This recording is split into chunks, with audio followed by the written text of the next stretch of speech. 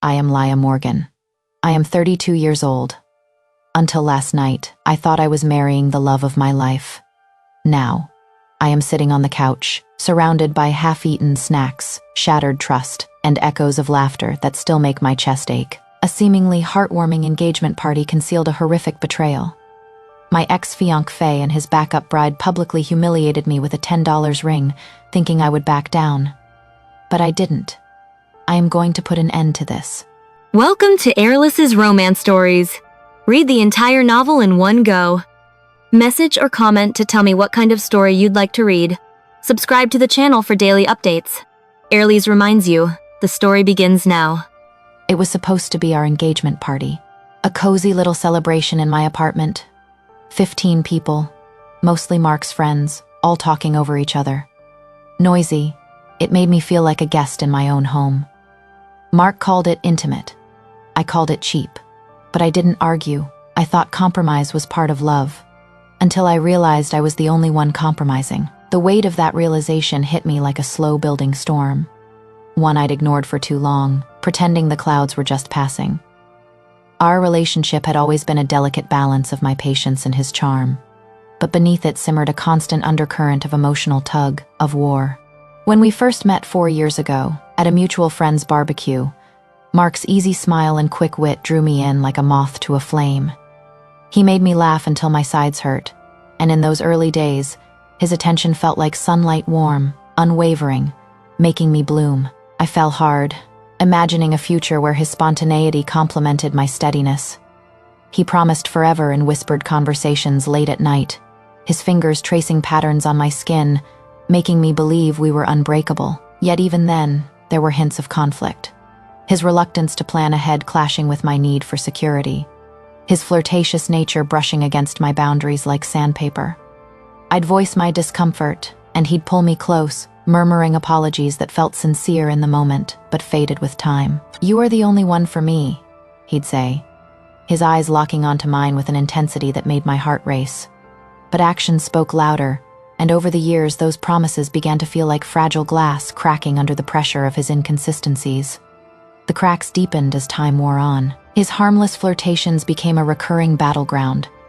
The late-night texts he brushed off as just friends, igniting arguments where I'd pour out my insecurities, only for him to deflect with accusations of jealousy. "Why can't you trust me?" he'd ask, turning the conflict back on me, making me question my own sanity. The way he'd pull away when I needed closeness left me feeling abandoned, like I was begging for scraps of affection in a feast he reserved for others. I convinced myself it was normal, that love meant overlooking flaws, but deep down, a knot of resentment grew. My love for him had become a cage I built myself, one where I diminished my own needs to keep him content, sacrificing pieces of my self-worth, to avoid the loneliness I feared more than the pain. Mark, with his charm, knew how to exploit that. His apologies always laced with just enough vulnerability to reel me back in, creating a cycle of hope and heartbreak that bound us tighter in emotional entanglement. The ring had been a joke between us, but it encapsulated our deepest conflict, his casual approach to commitment versus my yearning for something real and lasting. Hammered silver with cubic zirconia, $10. Mark said it was so us when we bought it, laughing as he slipped it on my finger in the store, his eyes twinkling with what I mistook for playful love. "Someday we'll laugh about it," he'd said, but I wasn't laughing. That cheap band symbolized everything. His reluctance to commit fully. My willingness to settle for less than I deserved. Every time I looked at it, a pang of doubt twisted in my gut. A silent reminder of the times I'd begged for more, only for him to promise, soon, while evading the conversation. It was a tangible representation of our emotional imbalance. Me investing my heart fully, him holding back, always with one foot out the door. I pushed the doubt down, telling myself his love was real, even if it came in imperfect packages. But the ring became a focal point of quiet arguments, where my pleas for a real symbol of our future met his defensiveness. "It is not about the money, Leah. It is about us," he'd argue. But I knew it was about his fear of true vulnerability, a fear that clashed with my desire for unyielding partnership. The air felt off that night, thick with unspoken tensions that had been building for months. Mark was glowing, floating around the room like it was his birthday party. Not ours. not celebrating us. Every time I approached him, he'd slip away, refilling drinks, laughing with the guys, or whispering something to Ella, his so-called college best friend. I'd voiced concerns about her before, the way her eyes lingered on him a second too long, the inside jokes that excluded me, fueling a jealousy that ate at me from the inside. Our fights about Ella were some of the most raw, where I'd confront him with evidence of her midnight texts, and he'd gaslight me with dismissals. "She is like a sister, babe. You are being paranoid," he'd say with a kiss on my forehead. But the hurt lingered, a festering wound in our emotional bond. It highlighted the core conflict, his need for external validation clashing with my need for exclusivity, leaving me feeling like I was competing for his affection in my own relationship. Our emotional bond had once felt so profound, a sanctuary where we shared everything. In the beginning, Mark was my confidant, the one who held me through my insecurities, whispering that I was enough, that we were a team. But lately, those moments were rare, replaced by a growing distance that sparked heated confrontations. He'd grown distant, his affection performative in public, but absent in private, leading to nights where I'd cry alone, begging him to open up. "Why won't you let me in?" I'd ask, my voice breaking, only for him to withdraw further, accusing me of being too demanding. I craved the vulnerability we once shared, the nights we'd talk about our fears, our dreams, him admitting he was scared of failing, me sharing my loneliness from past heartbreaks. Now, it felt like I was chasing shadows, pouring my heart into a void while he reserved his true self for others. Ella, especially. Seeing them together stirred a jealousy I hated. Not because I distrusted her, but because it highlighted how Mark's emotional intimacy with me had faded, replaced by a secretive connection with her that he denied. But I felt in my bones. Our arguments about it escalated into screaming matches, where his defensiveness met my desperation, entangling us in a web of hurt and unresolved pain. When his friend Zane stood to toast, my stomach knotted, a physical manifestation of the emotional storm brewing inside me. He was drunk, grinning, glass raised. "To Mark and Laya," he slurred, "two people who prove love conquers all, even Mark's backup bride." Laughter erupted, sharp and awkward, like breaking glass. Mark's face froze, Zane didn't. He turned to Ella, winking. "Come on, Ella. Weren't you always saying if Laya messes up, you are ready on the bench?" The room went silent, my eyes shot to Mark. He wasn't looking at me. He was looking at her. Her face held a faint smile. Shy, maybe, but mostly pleased. That smile hurt more than any slap. It confirmed what my heart had whispered for months. His love for me was conditional, a placeholder until something better. The betrayal sliced deep, unraveling the tapestry of trust I'd woven around us despite our constant conflicts. All those late nights I waited up for him, the compromises I made to keep peace, they meant nothing in the face of this revelation. His gaze on her was the emotional infidelity I'd feared, a silent admission that his heart had wandered long before this moment, amplifying every past argument where I'd accused him of divided loyalties and he'd sworn fidelity. The pain was excruciating, a culmination of years of emotional push and pull where my devotion clashed with his detachment. Summono coughed. Another laughed nervously. Mark said nothing. Nothing. His silence was the final blow, a confirmation of his emotional withdrawal. I stood, my chair scraping the floor like a gunshot. "Wow," I said softly, my voice trembling with a mix of rage and heartbreak. "A backup bride. Practical." Zane blinked, too late realizing he'd hit a mine. "Laya, it is just I cut him off." No, that is brilliant contingency planning. Risk management, right, Mark?" He frowned, finally meeting my eyes with a flash of guilt mixed with annoyance. "Laya, don't start." "Start." I laughed, but it stung my face, a bitter release of the pent-up frustration from countless unresolved fights. "You are right. I should finish." I went to the coat rack, pulled down my jacket, fingers brushing the small velvet box I'd stashed there. The one with that cheap silver ring, a symbol of our fractured commitment. When I turned, everyone was watching. The laughter was gone. I walked straight to Ella. She looked up, eyes wide, perhaps sensing the storm of emotions I'd bottled up. Her glass trembled. I opened the box. The ring glinted faintly. "Here you go, honey," I said calmly. though inside, a torrent of betrayal and sorrow raged. "He is all yours." I placed the box in her hand, our eyes locking for a moment, hers filled with a mix of surprise and hidden triumph, mine with the raw pain of realization. Mark shot up. "Laya, what the hell?" His voice cracked, revealing a flicker of panic beneath his usual charm. The same panic I'd seen in our private conflicts when I'd pushed too hard for truth. Ending the joke before it is not funny anymore. No one moved, the air thick with humiliation and pity, mirroring the emotional isolation I'd felt in our relationship. Then I forced a smile, a loud, dry, hollow laugh that masked the tears threatening to spill. "Don't let the party die on my account. Celebrate your little backup plan." "Laya, come on," Zane muttered, but I was already at the door. "Party's over," I said, flinging it wide. Mark's voice choked behind me as everyone filed out. "You are insane, maybe," I said, without turning my words laced with the accumulated hurt of years, "but at least I don't have to audition replacements." He froze, face paling, the color draining as if my words had pierced the facade he'd maintained. The others shuffled out.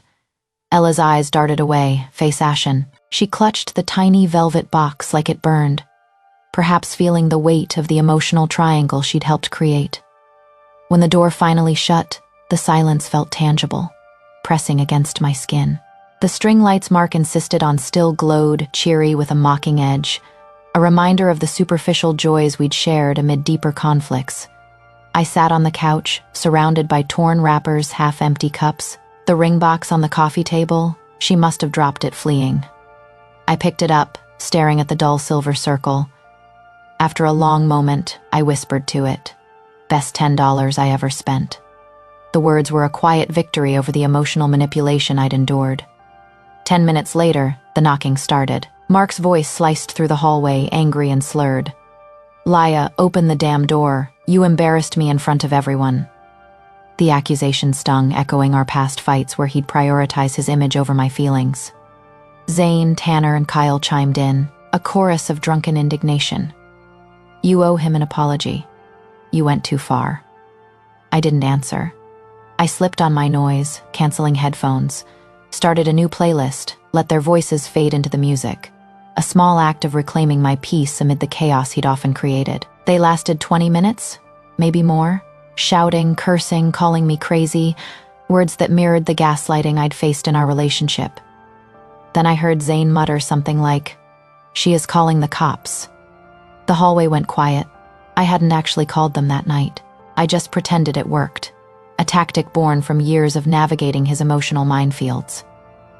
The next morning, my phone screen was a war zone, over 100 notifications, texts, missed calls, voicemails, all from Mark, Ella, or their little circle of defenders. Mark's first messages were rage-filled. "How could you humiliate me? It was a joke. You have serious trust issues." The words reopened old wounds, reminding me of times he dismissed my valid concerns as paranoia. Then the guilt, tripping. "You are throwing away 4 years.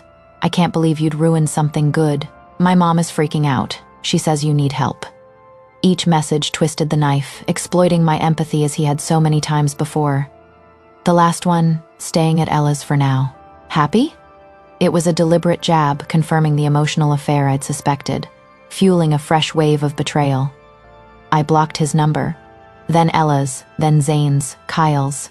Even his mother's, the silence felt strange, but good. A break from the constant emotional drain. That night, the apartment was finally quiet after the party chaos. I'd scrubbed the kitchen until my fingers pruned, then sat on the couch with a glass of wine that I didn't taste, staring at the cheap ring until the zirconia stones blurred. Mark had passed out on the bed hours earlier, still smelling like beer and other people's laughter. I was halfway through my second glass when his phone lit up on the coffee table, buzzing like an angry wasp. He stumbled out of the bedroom, hair wild, eyes puffy with sleep. Didn't even look at me, just snatched the phone, muttered something about work emergency, and was already pulling on his jacket while the caller's low, syrupy laugh leaked through the speaker. I caught a breathy, "Hurry, baby, I'm already wet for you." He grinned at the screen like a boy who'd been promised candy, whispered, "On my way, gorgeous," and left without closing the door properly. I sat there until the wine was warm, and the city outside went silent, the kind of silence that screams. He came back at 9:47 a.m., whistling. The smell hit me first, something floral and expensive, nothing like my drugstore vanilla. Then I saw the lipstick on his collar, a violent cherry red smeared across the white fabric, like a crime scene. A perfect lip print on his neck, just below the jaw, still glossy. He kissed my forehead as he passed, said, "Morning, babe, crazy night at the office," and headed for the shower humming the same tune. I didn't cry, I didn't scream. I made coffee, I folded laundry. I answered his love. You with a calm, you too that tasted like rust in my mouth. Something inside me had finally clicked shut, like a deadbolt sliding home. I was done begging for crumbs. He thought I hadn't noticed. Of course he did. I'd spent 4 years teaching him I would swallow anything if he smiled hard enough, so he kept going. Late nights turned into whole nights. New perfume scents layered over the old ones. Lipstick in shades I'd never wear. Sometimes he'd come home and fuck me like he was trying to erase someone else's fingerprints. Hard and guilty and fast, then roll over and fall asleep, as if performance equaled penance. I let him. I even moaned in all the right places, because every thrust was another brick in the wall I was building between us. Then came the Thursday I had to stay late at work for a client presentation. I texted him I'd be home around 10. He replied with a heart emoji, and take your time, babe. I came home at 8:42. The apartment was dark except for the sliver of light under our bedroom door. Music playing, slow, filthy R&B, the kind he only put on when he wanted to drown out moans. I stood in the hallway and listened to a woman's voice, breathless, laughing, saying his name like it belonged in her mouth. I pushed the door open. There they were, on our bed, our sheets. The soft gray ones I'd bought last month because he said they made my skin look beautiful. She was straddling him, blonde hair swinging, nails digging into his chest. He had handfuls of her ass and his eyes closed in that hazy, lost place I used to think was only for me. The cherry, red lipstick was smeared across both their mouths now. She turned when the door creaked, startled, but Mark didn't even notice me at first. He was too busy thrusting up into her, groaning like an animal. When he finally saw me standing there, bag still over my shoulder, keys in my hand, something flickered across his face. Panic, yes, but worse, annoyance. Like I was the one interrupting. The girl, some stranger with fake lashes and my fiancé's come on her thighs, gasped and tried to cover herself with a sheet. Mark just lay there, chest heaving, and said, "Laya, shit, it's not." I looked at him for a long moment, really looked. The man I'd planned a life with, reduced to a sweaty, guilty mess under a woman whose name he probably didn't even remember tomorrow. I didn't scream. I didn't throw anything. I just said, very quietly, "Get out of my bed." My voice didn't even shake. That was the moment I finally stopped loving him. Not gradually, not with lingering pain. It ended like a guillotine. Clean, instant, final. He started scrambling for excuses, but I was already walking away. I slept on the couch that night. The next morning, while he was still passed out with his whore curled against him like they belonged there, I packed my bags. I left the cheap ring on the kitchen counter, right next to the coffee stain from the night his phone first buzzed, and he chose someone else over the woman who would have burned the world down for him. I didn't look back. At 8 a.m., the locksmith arrived. I stood at the door, watching him change every lock, installed a high-security deadbolt, handed me new keys, $280, worth every penny. After he left, I surveyed the apartment. Half, empty cups, wilted roses, party streamers drifting on the floor. It didn't look like home anymore. It looked like evidence of a failed emotional investment. I grabbed boxes and started packing. First his shirts, faint cologne lingering like a ghost of our intimacy. Those scents used to comfort me, wrapping around me like his arms after a long day, during moments of tenderness that now felt like illusions. Now, they mocked the love I'd invested, the nights I'd clung to him, believing his whispers of devotion amid our conflicts. His toiletries next, his cufflinks, his shoes, that stupid weighted blanket, all into labeled boxes, clothes, toiletries, misc lies, a cathartic labeling that captured the deceit woven into our bond. When I found an old birthday card from him, Forever yours. I laughed, short and bitter. I'd been so sure I was the lucky one, thought he was solid. The one who didn't lie, didn't cheat, never made me feel small. Instead, I'd been living with a stranger, one who'd practiced pretending to love me, his charm a mask for emotional unavailability that clashed with my depth. By afternoon, 12 boxes lined the wall by the entry, every trace of him contained, categorized, ready to leave my life. I did a final lap of the apartment to make sure I hadn't missed anything. That is when I found the photo, tucked in his drawer. Mark and Ella at some college event, arms around each other, laughing like they shared a secret. It stung, a fresh wave of hurt washing over me. The realization that his emotional connection with her had roots deeper than our own. Our love, once vibrant, had withered under neglect, while theirs simmered in the background, a hidden conflict that had poisoned us from within. I shoved it into the last box, sealed it with tape. Done. The knock came then, sharp and insistent. I checked the peephole, Mark, looking thunderous. I opened the door a crack, chain still on. What do you want? His voice tight with anger. My key doesn't work. I know, I said. I changed the locks. His jaw dropped. You can't do that, Laya. This is my home too. I met his eyes, seeing the flicker of entitlement that had fueled so many of our clashes. Number it is my apartment. Your name's not on the lease. You were a guest. His nostrils flared. I've been a guest here for 2 years. We've lived together. That is not the same. He shoved at the door, chain rattling. I'm getting my stuff. You can schedule a pickup. Everything's boxed by the entry. You've got 30 minutes, he sneered. You think you can dictate terms? You are unbelievable. The condescension in his tone reignited old resentments. I kept my tone flat. You can take your clothes, your personal items, and the bookshelf. The chair stays. What chair? The ergonomic one. The one you begged me to buy for your home office. $700 on my credit card.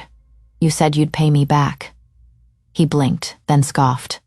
You are keeping it. That is theft. That is payment. You didn't reimburse, so it is mine now. He stepped closer, face twisting. Laya, that is extortion. You are insane. I'll call the cops. Tell them you are stealing my property. His threats echoed past ultimatums where he'd use anger to avoid accountability. Go ahead, I said calmly. Show them the lease and receipts. Maybe tell them about your backup bride while you are at it, by the way. He froze for a second, mouth opening, closing. The anger in his eyes shifted to something else. Fear, perhaps, of the emotional truths being exposed. You'll regret this, he whispered. Maybe, I said, and slammed the door.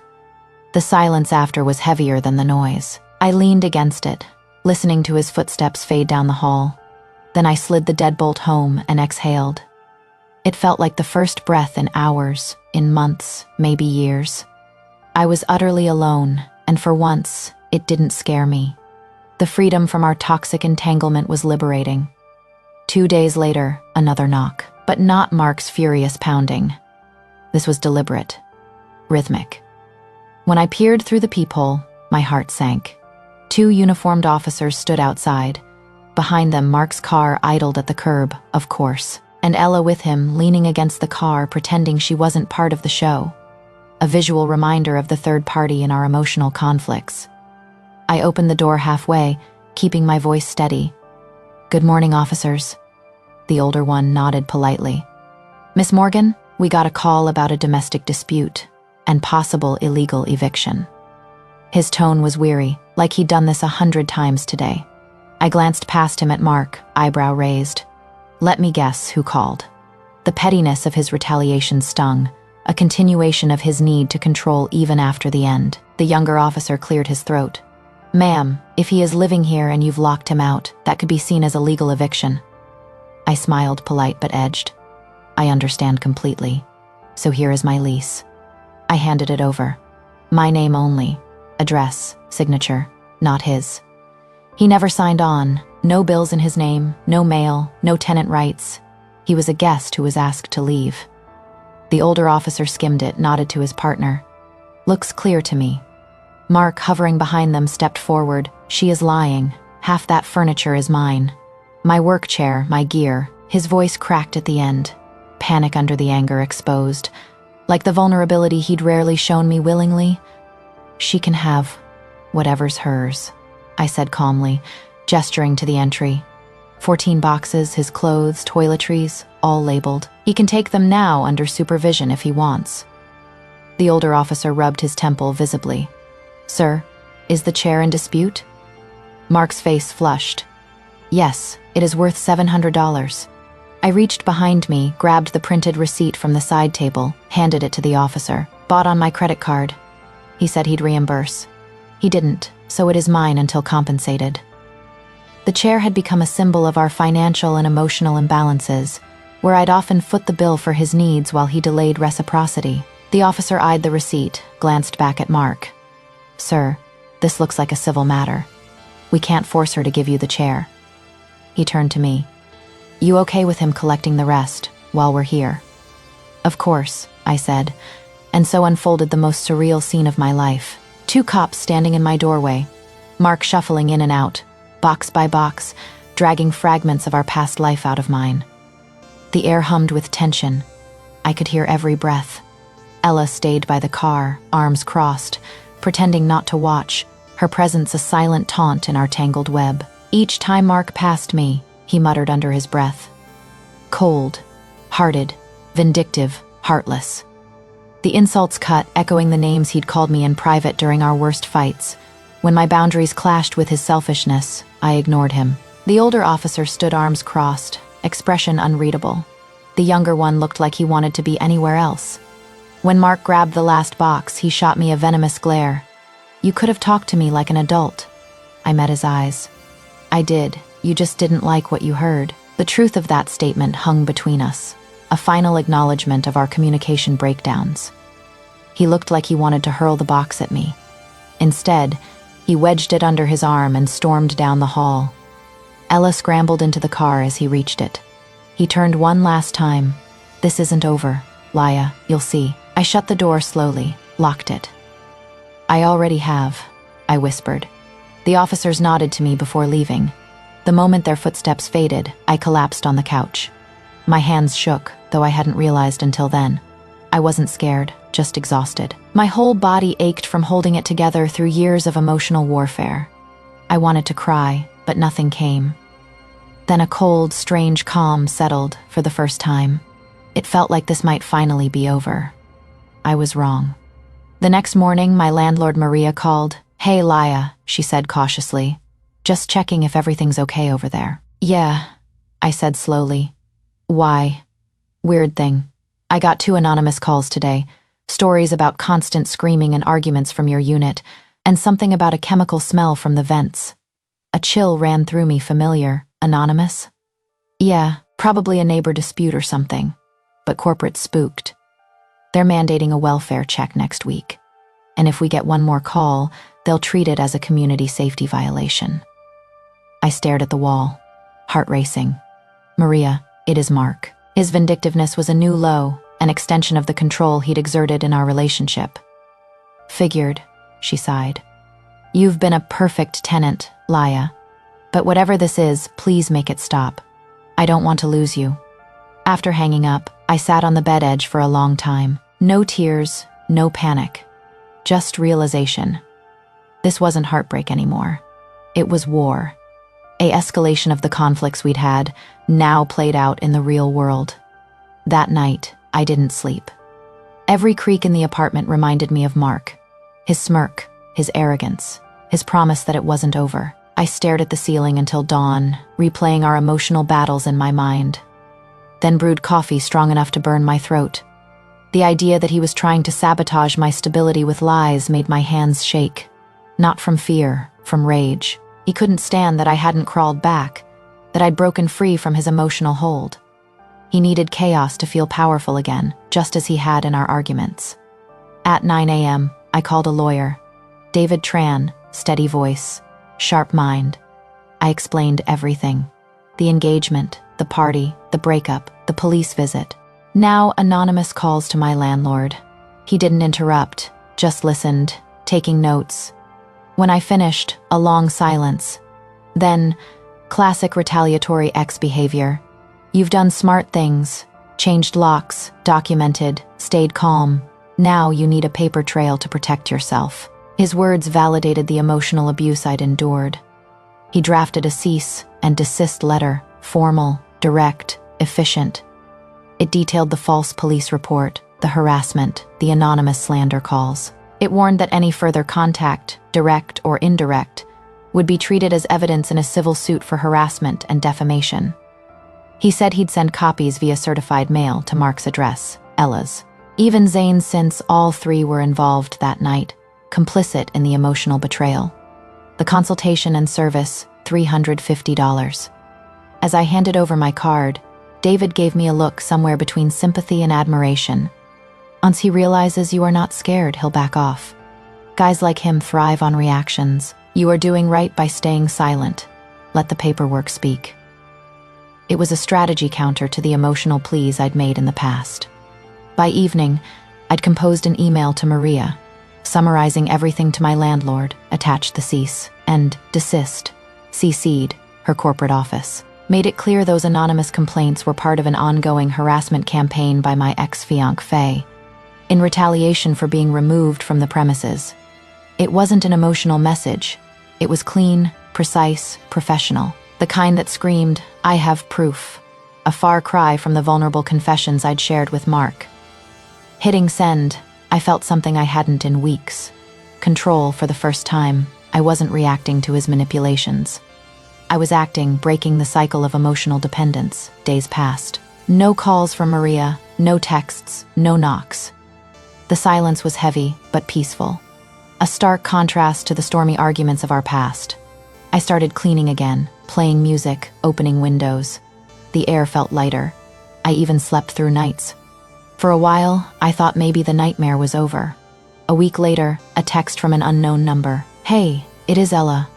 My stomach twisted. A surge of conflicted emotions, anger at her role in our triangle, pity for her entanglement with him. I almost deleted it unread, but curiosity won. The message continued. "I am out. He is crazy. He wanted me to call your landlord again. Say I saw drugs in your apartment. I don't want any part of this anymore. I am sorry for everything." I read it twice, then set the phone screen down on the table. I didn't reply. Her guilt didn't interest me. It was too late for apologies in this web of betrayal. I screenshotted it for the record, filed away. Evidence now. The next morning, another call, unknown number. I hesitated, but something told me to answer. "Hello," I said cautiously. A familiar voice on the other end, smooth, practiced. "Laya, it is Henry, Mark's dad." Of course, I almost laughed, recognizing the indirect manipulation. "Mr. Lewis," I said evenly. "What can I do for you?" He sighed, the kind that sounded disappointed but compassionate. "Laya, I know things ended badly. I am not calling to lecture, just Mark's not doing great. He has been under a lot of stress. Hurt his back, can't sit comfortably for work. He mentioned you still have his ergonomic chair, the one that lets him sit without pain." I closed my eyes. Of course, the chair. A petty symbol in our larger emotional conflicts. "I see," I said. "He sent you to negotiate." Henry chuckled softly. "He didn't send me, dear. I am just trying to help you both put this behind you peacefully." I stayed silent. He broke it, as men like him do. "He says you are withholding it out of spite." I told him that doesn't sound like you. You are reasonable. What would it take for you to let it go? I smiled, though he couldn't see. $700, what I paid on my card. Once reimbursed, I'll set it out for pickup. A pause, then incredulous. $700 for a used chair. That is the price he agreed to, and the price of my peace from back pain while he texted other women. The jab was deliberate, a nod to the emotional infidelity that had torn us apart. He exhaled long. "Can I Venmo it?" I blinked. "Yes." Less than a minute later, the notification pinged. "Henry Lewis paid you $700. I wheeled the chair to the porch, texted him it was ready, then went back inside. An hour later, a car pulled up. Mark climbed out stiffly, avoiding the windows. He loaded the chair into the back seat, slammed the door, sped off. He never looked up. Neither did I. The absence of confrontation felt like closure to our endless cycle. As the taillights vanished, I laughed for the first time in weeks.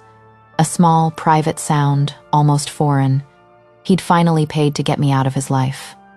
I was more than happy to oblige, free from the emotional chains. After Mark drove off with the chair, the silence in the apartment felt different. Heavy at first, but not suffocating. A silence I could breathe in. No more knocks. No more phone vibrations. His name flashing on my screen. No more pretending I was the one out of control. Peace wasn't a luxury anymore. It was a choice I'd finally made for myself, breaking free from the entanglements that had defined us. A few days later, Maria called. Her tone lighter this time. Hey, Laya, just letting you know, corporate reviewed everything. We're closing the complaint file, saw your lawyer's letter. Good stuff, you are in the clear. I exhaled slowly, realizing I'd been holding my breath. Thanks, Maria, no problem really. I knew it was him all along. You've been a model tenant for years. That simple validation made my chest tighten. I didn't cry, but something deep inside loosened. The fear was gone. The war was over, the conflicts resolved in my favor. A week passed, then another. No calls, no letters, no sightings. Just quiet. I started doing normal things again. Watering plants, going to work, cooking dinners I actually ate instead of staring at. The apartment didn't look like a battlefield anymore. It looked like mine. A space reclaimed from emotional turmoil. One evening, another text from an unknown number. My stomach flipped, but when I opened it, it wasn't what I expected. From Zane, the idiot who'd made the backup bride toast. Laya, read this. I know I crossed a line that night. I had no idea things were that bad between you and Mark. Sorry about the toast. Thought it was just a joke. I stared at it a long time. Maybe he meant it. Maybe not. Either way, it didn't matter. I wasn't angry anymore. Didn't even feel a flicker of resentment. I just didn't care. The emotional hold of that night had loosened. I didn't reply. Screenshotted it, filed it with the rest, deleted the message. Later that week, another text. This one from a mutual friend, Amy, one I hadn't spoken to in months. Just FYI, Mark and Ella split. Apparently he tried blaming her for everything, said her. Stupid friends ruined his life. She moved out last month. They're not speaking. I stared at the screen, a short, humorless laugh escaping. Of course he'd shift the blame. Always someone else. Accountability was a language Mark never bothered to learn, a flaw that had perpetuated our conflicts. I stared at the message, letting it sink in. Amy and I had drifted apart during my relationship with Mark. His circle had a way of isolating you from your own friends. But her words felt like a distant echo of vindication. Of course, their fallout didn't surprise me from what I'd pieced together over the months. Through snippets from shared acquaintances and the occasional social media slip-up, their relationship had been a ticking time bomb from the start. It was built on the ruins of my trust, a hasty rebound fueled by Mark's ego and Ella's illusions. But now, with the dust settling, I could imagine how it all unraveled. A story of denial, accusations, and the inevitable crash when reality caught up. It started right after the engagement party fiasco, or so the rumors went. Mark had stormed out of my apartment that night, ring box in hand, or rather, abandoned on my table, and headed straight to Ella's place. In his mind, it was probably a triumphant escape. Finally free from the crazy ex who had humiliated him in front of his friends. Ella, with her faint, pleased smile from that toast, must have welcomed him like a long-awaited prize. They dove headfirst into what they called a fresh start. Late-night confessions where Mark painted me as the villain, the paranoid one who never trusted him. While Ella nodded along, her college crush finally realized. They posted subtle hints on social media, a shared coffee mug here, a blurry photo of intertwined hands there, careful not to tag each other yet, as if testing the waters. But cracks appeared almost immediately. Mark, ever the charmer, brought his old habits into this new dynamic. The late-night texts didn't stop. They just shifted targets. Ella started noticing his phone lighting up with messages from other friends, women from work, old flames he'd sworn were just platonic. At first, she brushed it off, echoing the excuses he'd once fed me. He is just social, that is all. But doubt crept in, especially when Zane and the guys kept dropping by, their drunken jokes now aimed at her. Back up to the backup? One of them quipped during a game night, and Mark laughed it off too easily, his eyes avoiding hers. The real tension built over the weeks following my lawyer's cease and desist letter. Mark was furious about the chair, the boxes, the police visit, everything that made him look like the loser in our breakup. He vented to Ella constantly, turning their evenings into monologues about how I'd ruined him. If it weren't for your stupid friends and that toast, none of this would have happened. He snapped one night.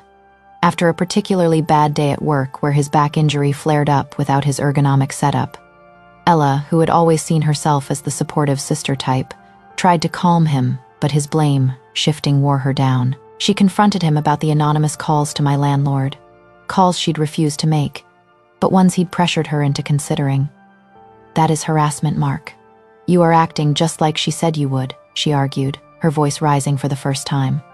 The fights escalated from there. Mark accused her of siding with me, of not being committed enough.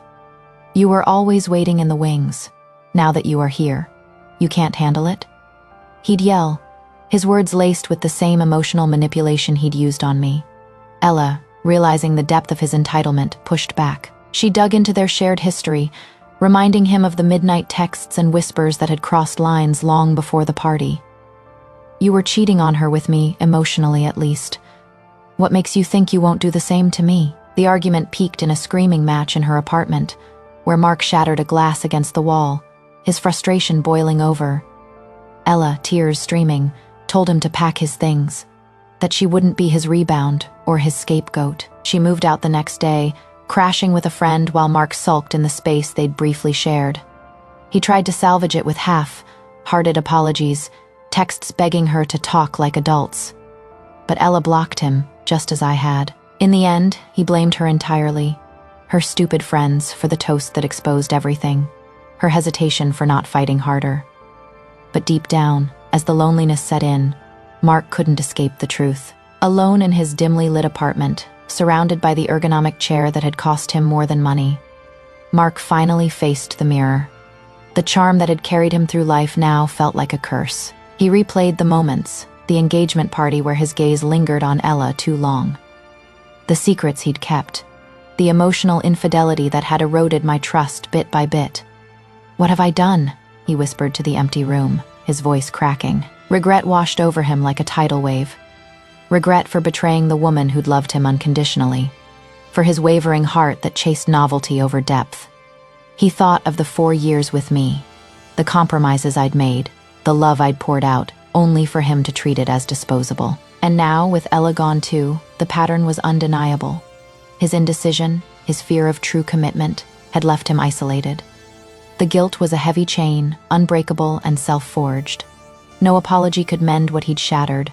No charm could erase the pain he'd caused. In the quiet hours, Mark sat with his head in his hands, haunted by the knowledge that he'd lost not just us, but a piece of himself he could never reclaim.